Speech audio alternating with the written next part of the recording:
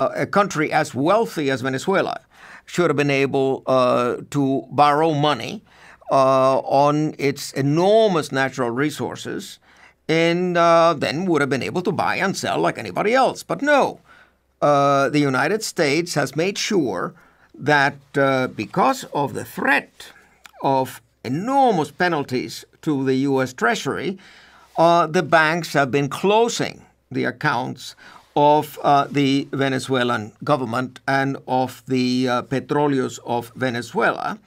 Already in July 2017, Citibank unexpectedly decided, without prior notice and arbitrarily, to close the bank accounts of the Central Bank of Venezuela and the Bank of Venezuela in November 2017. Citibank blocked the transfer for a shipment of more than 300,000 doses of insulin. In November 2017, the company Euroclear retained $1.65 billion that the Venezuelan government had paid for the purchase of food and medicine.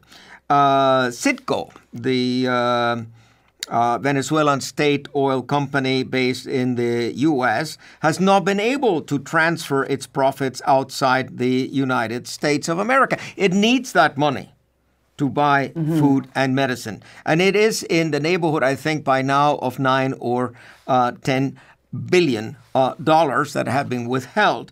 There again, Wells Fargo Bank withheld and canceled payment of $7,500,000 made by Brazil to Venezuela for the sale of electricity.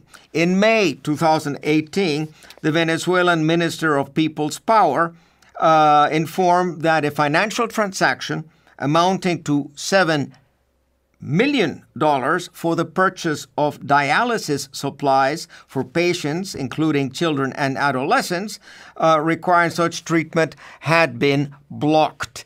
So you see here the immorality of it, but not only the immorality of it, there is personal criminal liability for the impact of these sanctions.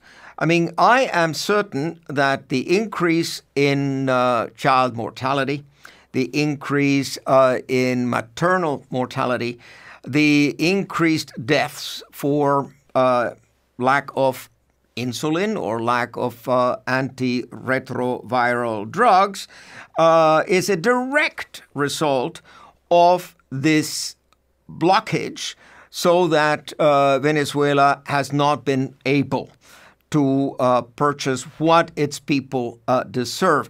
It's not like the government doesn't want to distribute.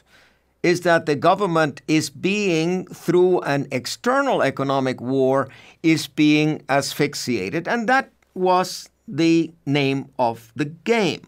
What the United States intended to do was to create a situation whereby the people or the military would topple the government, and then the 1% could again come in and could again control the wealth of Venezuela.